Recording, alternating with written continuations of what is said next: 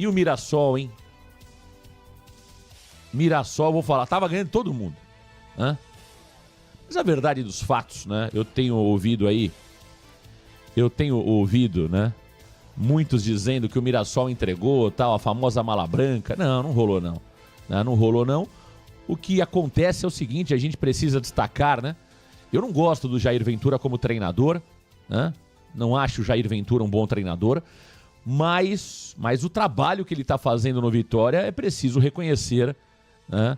É preciso reconhecer que o Jair Ventura tem feito um grande trabalho. A gente tem falado muito aqui no Varanda Futebol Debate que o Vitória tem jogado muito bem. Primeiro, que o time tem uma cara.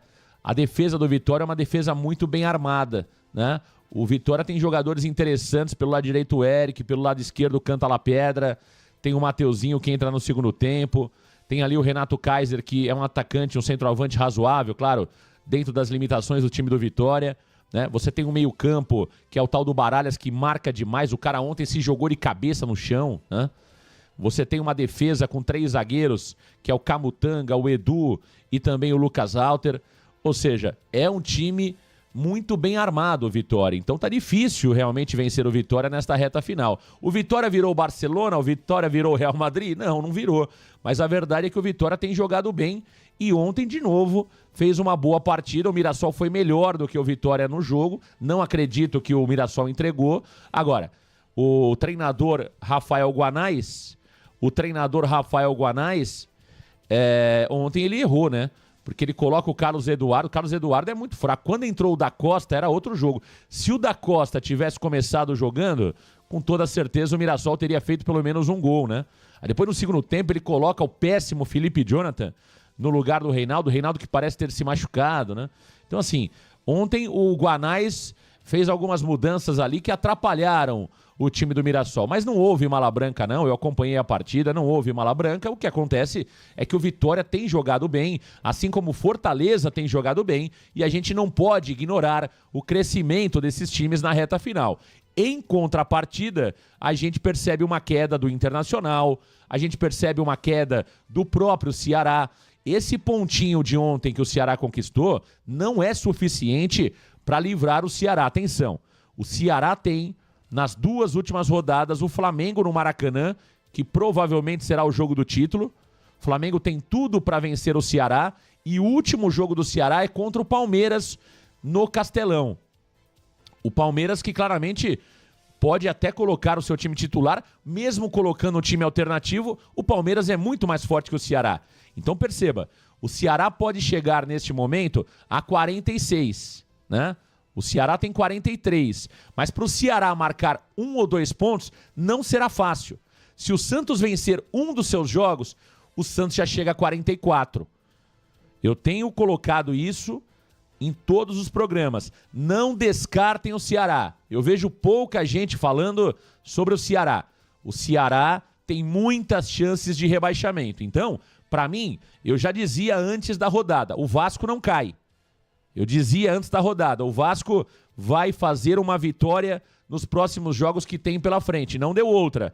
O Vasco venceu o Internacional, inclusive ajudando o Santos com a vitória por 5-1.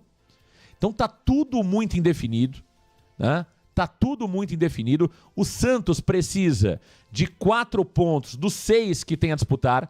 Então o Santos precisa marcar 4 pontos pelo menos.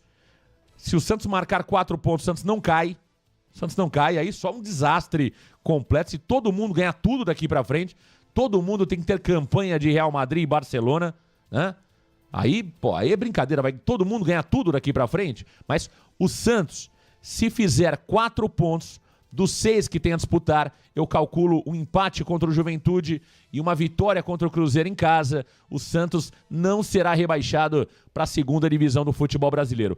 A vitória contra o Sport foi uma vitória importante, me deu a impressão que o Santos poderia ter vencido por mais, o Sport estava totalmente na lona, o Santos não soube aproveitar ali as fragilidades do Sport, a atmosfera da Vila Belmiro, a goleada do próprio Vasco da Gama contra o Internacional. O Santos poderia ter feito 5. O juiz foi mandrake, sim senhor. Pelo menos 2 ou 3 pênaltis claríssimos a favor do Santos que não foram marcados. O pênalti do Guilherme no primeiro tempo, pênalti claro, não marcado pelo árbitro, ignorado pelo VAR. Um toque na mão do jogador do Sport num lance envolvendo o Neymar, também pênalti claro, não marcado.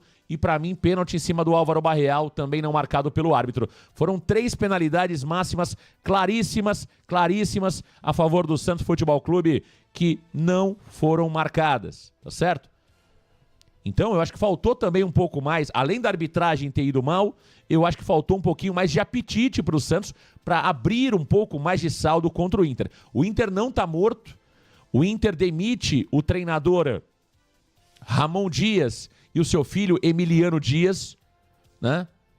Foram demitidos ontem ali no intervalo da partida Vitória e Mirassol. A pressão em cima dos dois era muito alta. O Inter demite os dois, o treinador e o seu auxiliar, pai e filho, e contrata Abel Braga. Abel Braga é o novo treinador, Abel Braga que já tinha aposentado.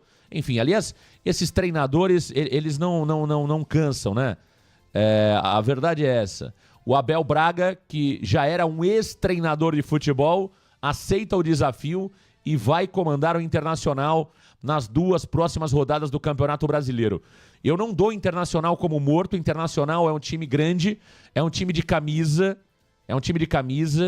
Por incrível que pareça, é preciso ter muito cuidado. Por isso que eu acho que o Santos deveria sim ter feito mais gols contra o Sport, justamente porque o Internacional não vai vender fácil esse rebaixamento, não.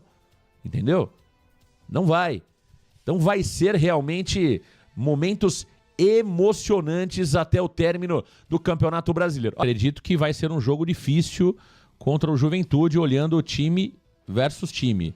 Tem toda essa questão da rivalidade, que algum jogador do Juventude pode ali tirar o pé, não jogar com tanta pegada. Isso pode acontecer, é verdade, mas acho que é um jogo difícil. Né? Acho que é um jogo difícil. Juventude tem bons jogadores, Marcelo Hermes pela esquerda é um jogador perigoso, Tallieri, tem jogadores interessantes o Juventude. O Nenê, com 83 anos, é um jogador ali que na bola parada é um jogador perigoso, um chute de longa distância. A gente sabe que o Nenê fez importantes gols nesse campeonato. Então não acho que tá tudo certo e tudo resolvido, não. Tá? Acho que vai ser um jogo difícil contra o Juventude quarta-feira. Então tem que estar 100% concentrado, focado, levar a partida como uma decisão, como o Santos levou contra o Sport, que aliás acredito que se o Santos tivesse mantido uma pegada maior na segunda etapa, teríamos vencido o Sport por uma quantidade maior de gols. Acho que o Santos poderia ter feito um placar mais amplo contra o Sport e não fez.